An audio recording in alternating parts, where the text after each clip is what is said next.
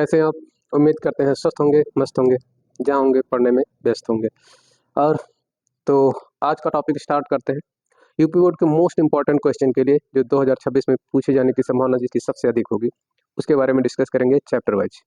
तो आज हम इस वीडियो में सिर्फ केमिस्ट्री के, हाई स्कूल के केमिस्ट्री के सभी इंपॉर्टेंट क्वेश्चन को डिस्कस करेंगे और बताएंगे कि ये क्वेश्चन किस तरीके से आपको हल करना है, अच्छे से हल करें और केमिस्ट्री के जो 20 नंबर के क्वेश्चन होते हैं उसको अच्छे से आप सॉल्व कर सकें। तो चलिए स्टार्ट करते हैं। देखिए, यूपी बोर्ड 2026 के लिए महत्वपूर्ण प्रश्न ये है हाई स्कूल के लिए। तो पहला क्वेश्चन जो है आपका हुआ जाता है अध्याय 1 के लिए, जिसे जो चैप्टर आपका है रासायनिक अपक्रिया एवं समीकरण। इसमें पहला क्वेश्चन जो है आपका वो है रासायनिक अपक्रिया क्या है, इसके प्रकार बताइए। यानी क्वेश्चन आपसे पूछा जाता है कि रासायनिक अपक्रिया किसे कहते हैं, ये कितने प्रकार के होते हैं, ये क्वेश्चन आपका बन जाता है। तो दूसरा क्वेश्चन जिसमें आपके कई चीज़ें शामिल की गई है, ये छोटे छोटे टुकड़ों में पूछे जाते हैं, जिसमें संयोजन अपक्रिया जिसे हम लोग कई नाम से जानते हैं। संयोजन अपक्रिया कहते हैं, कॉम्बिनेशन रिएक्शन कहते हैं, या इसे हम लोग योगात्मक अपक्रिया भी कहते हैं।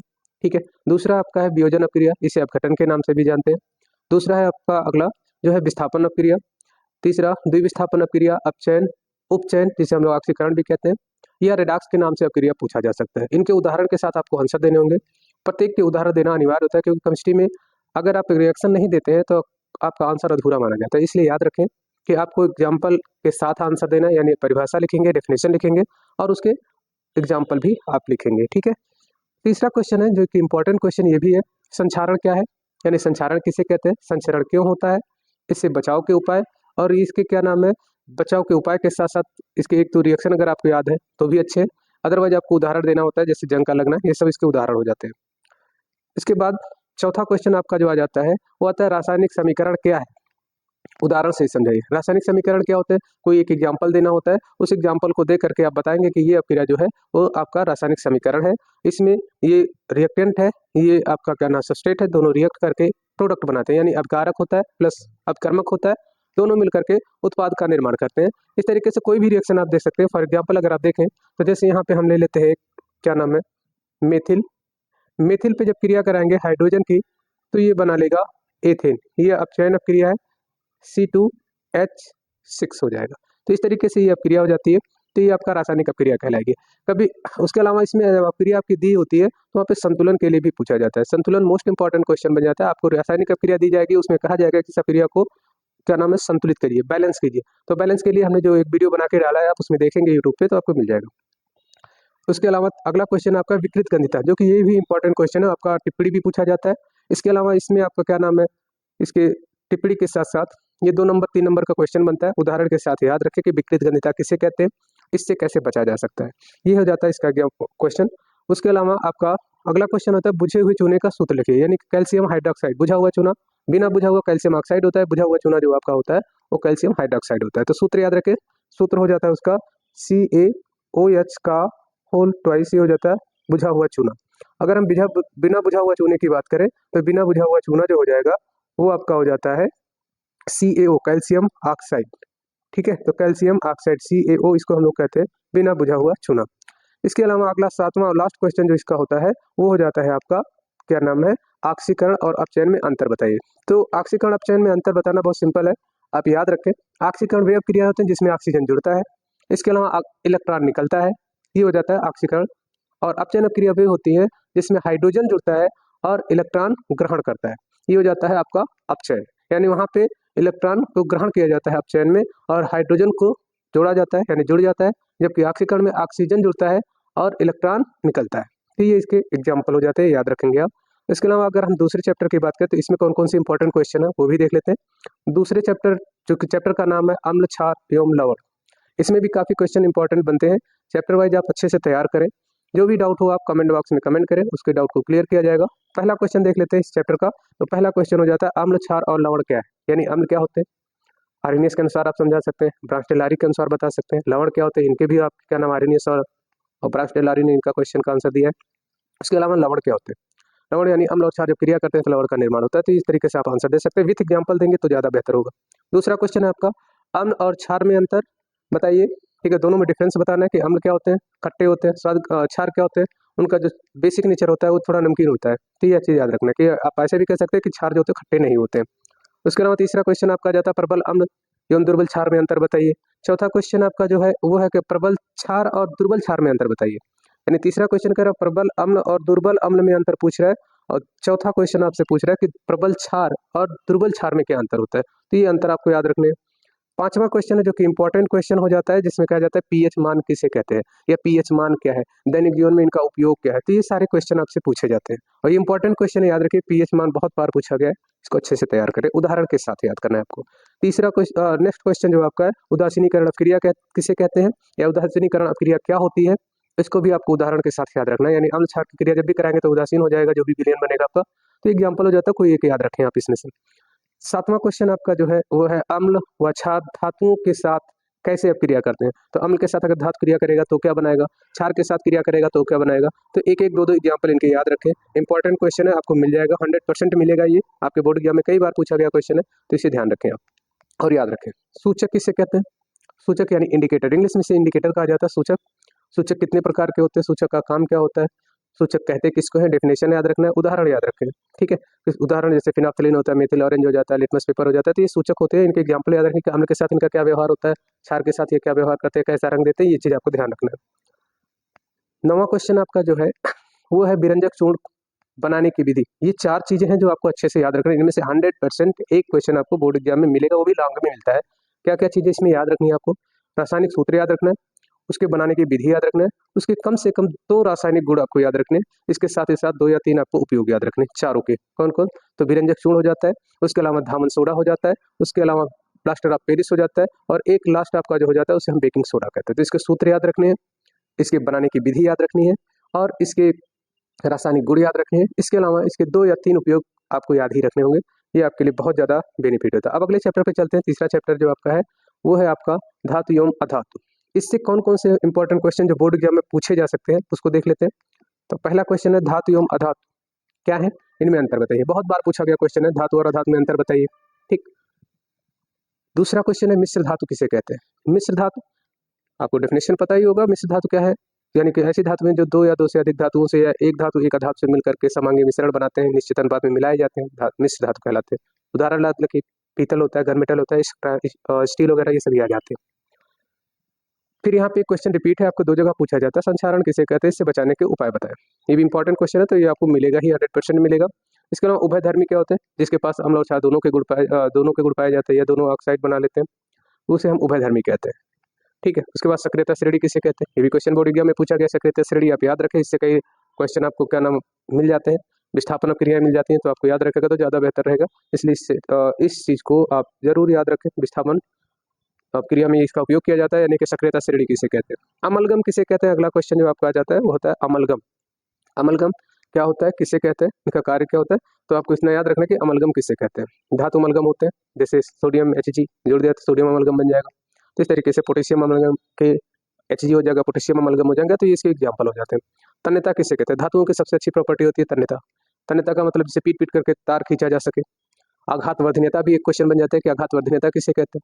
तो आघात वर्धनीयता क्या होती है, कि जिसको पीटा जाए, जिसपे आघात किया जाए और आघात करके उसको चादर बनाया जा सके, ये धातुओं के गुण होते हैं, याद रखिएगा।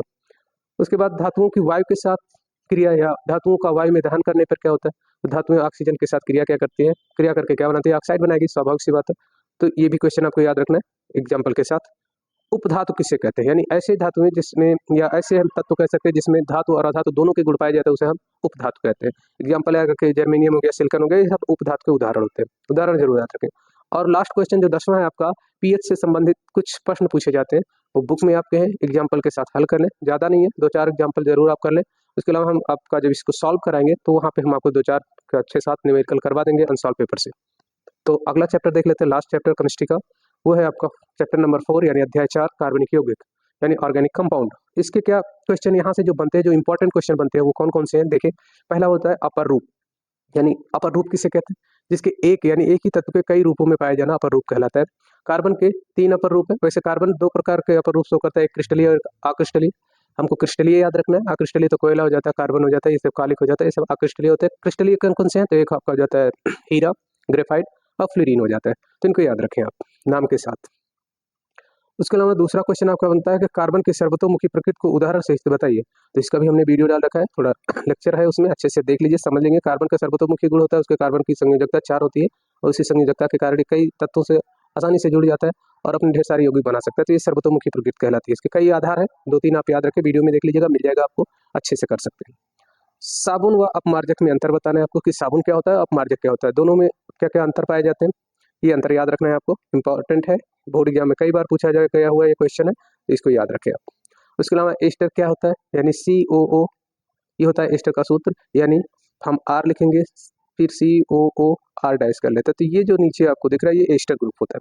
तो एस्टर क्या होता है समझाइए, जैसे एथिल एसीटेट बनता है तो उसमें एस्टर ग्रुप होता है, तो इस चीज को आपको याद रखना है। तो आगे देखते हैं, एस्टर के बाद क्या है आपका, एस्टर के बाद आ जाता है संतृप्त और असंतृप्त हाइड्रोकार्बन में अंतर बताइए। तो संतृप्त यानी कि जिस कार्बन की चारों वैलेंसी अलग अलग परमाणुओं से जुड़े होते हैं, या कह सकते हैं कि कार्बन सभी जिस भी कार्बन से जुड़ेगा सिंगल बॉन्ड से जुड़ा होता है वो संतृप्त होते हैं। जिस कार्बन यानी हाइड्रोकार्बन में 2 और 3 डबल बॉन्ड या ट्रिपल बॉन्ड यानी द्विबंध त्रिबंध पाए जाते हैं, वो आपके असंतृप्त होते हैं। जैसे एल्कीन और एल्काइन जो होते हैं वो असंतृप्त होते हैं, जबकि एल्केन जो होता है वो संतृप्त होता है। इसके कई अंतर होते हैं। जो एल्केन होता है बहुत कम क्रियाशील होता है, जबकि एल्कीन और एल्काइन जो होते हैं वो अधिक क्रियाशील होते हैं। आगे देखते हैं साबुनीकरण, इसके भी याद रखना, साबुनीकरण किसे कहते हैं, क्या होता है, इसके उपयोग बताइए। प्रतिस्थापन क्रिया याद रखेंगे, प्रतिस्थापन क्रिया इंपॉर्टेंट क्वेश्चन होता है, कई बार बोर्ड एग्जाम में पूछा गया, प्रतिस्थापन क्रिया किसे कहते हैं, उदाहरण से समझाइए। अगला देखते हैं, 8वां क्वेश्चन जो है आपका, किन्हीं 2 कार्बनिक यौगिकों के नाम व उनके सूत्र तथा उपयोग बताइए। यानी कार्बनिक यौगिक कोई आप बता सकते हैं, आप एथिल अल्कोहल ले सकते हैं, एथिल एसीटेट ले सकते हैं, उसका एसीटोन ले सकते हैं, इनका सूत्र लिखिए, इनका रिएक्शन कराइए और इनके 2-3 उपयोग आप रखिए, ठीक। इसके अलावा सजातीय श्रेणी क्या होती है, यानी कि जिन हाइड्रोकार्बन में CH2 का अंतर पाया जाता है उसे हम सजातीय श्रेणी के अंतर्गत रखते हैं। तो इसका भी एक वीडियो है, मैं उसी वीडियो में सारी चीज़ें, सारे लेक्चर को, सारे इंपॉर्टेंट पॉइंट को कवर किया गया है, तो आप उस वीडियो को जरूर देखें, उसमें सारे आंसर आपको मिल जाएंगे। कुछ आंसर जो आपको नहीं मिलेंगे उसका वीडियो हम डालने वाले हैं, अभी डाले नहीं है, डाल देंगे। 10वां क्वेश्चन जो होता है वो सहसंयोजक बंध, जिसे हम लोग कोवैलेंट बॉन्ड कहते हैं। सहसंयोजक बंध क्या होता है, तो सहसंयोजक बंध जो है आपका, जिसे हम लोग कोवैलेंट बॉन्ड कहते हैं। कोवैलेंट बॉन्ड में यानी एक सिंगल बॉन्ड होता है, एक डबल बॉन्ड होता है, एक ट्रिपल बॉन्ड होता है, ये सभी सहसंयोजक बंध कहलाते हैं। सिंगल बॉन्ड जो होता है उसमें केवल सिग्मा पाया जाएगा, जबकि डबल बॉन्ड में 1 सिग्मा 1 पाई होगा, जबकि ट्रिपल बॉन्ड में 1 सिग्मा और 2 पाई होते हैं। तो ये चीज आपको ध्यान रखना है, सहसंयोजी बंध, ठीक, जिसमें कार्बन और कार्बन या कार्बन किसी भी परमाणु के साथ साझा करता है, तो सिंगल बॉन्ड द्वारा करता है या डबल बॉन्ड द्वारा करता है या ट्रिपल बॉन्ड द्वारा करता है। तो साझा किए गए इलेक्ट्रॉनों को ही हम क्या नाम, जो इलेक्ट्रॉनों के द्वारा जो बंध बनते हैं उसी को हम सहसंयोजी बंध कहते हैं। तो याद रखिए, सहसंयोजक, सहसंयोजक मतलब साथ में आने के लिए जो साझा किए गए इलेक्ट्रॉन होते हैं उनके द्वारा जो बॉन्डिंग होगी उसी को हम सहसंयोजी बंध कहते हैं। और लास्ट क्वेश्चन आपसे जो पूछा गया है वो है IPSC नाम पूछा जाता है, चूंकि इसकी लिमिट नहीं होती, कितना भी आपसे पूछा जाता है तो उसका हम लोग अंसाल में इसकी प्रैक्टिस कर लेंगे और ज़्यादा से ज़्यादा प्रैक्टिस करके हम उसको सॉल्व करेंगे। और आपको तरीका भी बता दिया जाएगा कि कैसे IPSC नाम लिखा जाता है, नेक्स्ट वीडियो में उसको हम डाल देंगे और उससे पढ़ करके आप क्या नाम है IPSC नाम करने में आपको बहुत मदद मिलेगी और उम्मीद करते हैं कि उससे पढ़ करके आपका कोई क्वेश्चन IPSC का नहीं छूटेगा। तो इसमें 2-3 नाम दिए हुए हैं, उसको हम लोग देख लेते हैं। तो पहला है आपका मेथेनॉल।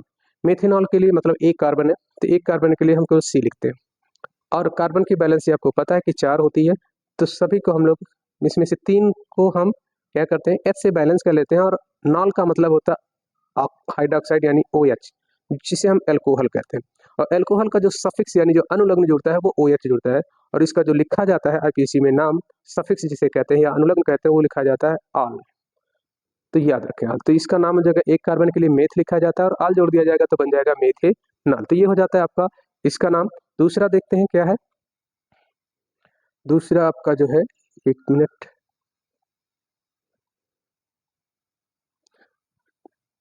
दूसरा आपका है जो है वो है ब्यूटेनोन 2। ब्यूटेनोन 2 का मतलब हो जाएगा कि यहाँ पे 4 कार्बन, 4 कार्बन के लिए 4 कार्बन हम ऐसे लिखेंगे, चूंकि यहाँ पे नोन शब्द यानी कीटोन ग्रुप है और कीटोन का जो क्रियात्मक समूह होता है तो C डबल बॉन्ड O होता है। इस तरीके से कार्बन बैलेंस होता है, C डबल बॉन्ड होता है। किसी यहाँ पे नंबर दिया गया है 2, तो दूसरे नंबर पे हम O जोड़ देंगे, तो ये बन गया कीटोन समूह।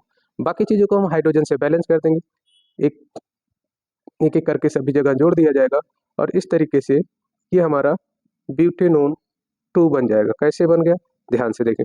कार्बन की काउंटिंग हम उस तरफ से करेंगे, यानी कि जिसका न्यूमेरिक वैल्यू देंगे, यानी नंबर जो नंबरिंग करेंगे वो हम उस तरफ से देते हैं जिधर से क्रियात्मक समूह सबसे नजदीक पड़ता है।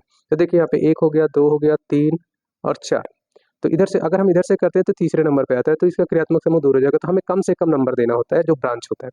तो 2 पे जुड़ा हुआ है, तो 1 2 3 3 के लिए 4 हो गए, 4 के लिए हम लिखते हैं ब्यूट, और ब्यूट क्योंकि सभी सिंगल बॉन्ड है तो एन लिखेंगे, ब्यूटेन, ब्यूटेन, और प्लस इसके लिए जो सफिक्स जुड़ता है क्रियात्मक समूह का वो जुड़ता है नोन, तो नाम हो जाता है ब्यूटेनोन, इसका नाम हो जाएगा ब्यूटेनोन। तो ये इसका नाम है। आगे देखते हैं अगला क्या है आपका। तो अगले के लिए दूसरा आप देखें, एक सेकेंड,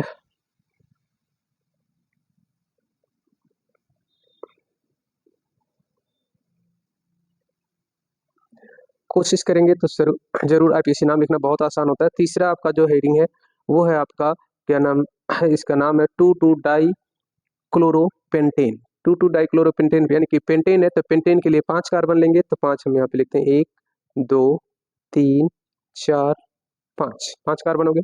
अब इसको एक तरफ से हम इसका नंबरिंग कर लेते हैं, फिर लिखते हैं 1 2 3 4 5, 5 कार्बन हो गए। अब 5 में याद रखें 2 नंबर पे आपके क्लोरो ग्रुप जुड़ा हुआ है, तो दूसरा नंबर ये है आपके, तो एक नीचे जोड़ देते हैं और एक हम ऊपर जोड़ देते हैं, ये हो गया 2 नंबर। बाकी को हम हाइड्रोजन से कंप्लीट कर लेंगे। इसकी बैलेंसी, एक हाइड्रोजन, यहाँ हो गया आपका दूसरा, यहाँ हो गया आपका तीसरा, इस तरीके से ये हाइड्रोजन यहाँ पे कंप्लीट कर लेंगे, यहाँ पे भी और यहाँ पे भी कंप्लीट करते चले जाते हैं, और इस तरीके से आपका ये नामकरण हो जाता है। तो ये आपका है 2,2 डाइक्लोरो पेंटेन। 5 कार्बन के लिए पेंटेन लिखेंगे, 2 नंबर पे आपका क्रियात्मक क्या नाम ब्रांच जुड़ा हुआ क्लोरो का, तो इसलिए 2,2 डाइक्लोरो पेंटेन हो जाता है। तो बाकी चौथा आप करिए स्वतः, और जैसा इसका आंसर आपको दिक्कत होगा तो कमेंट बॉक्स में कमेंट करिए, इसका आंसर हम आपको जरूर देंगे। तो वीडियो आपको कैसा लगा? अगर वीडियो अच्छा लगे तो शेयर करें, कमेंट करें, लाइक करें, सब्सक्राइब करें। धन्यवाद, थैंक यू।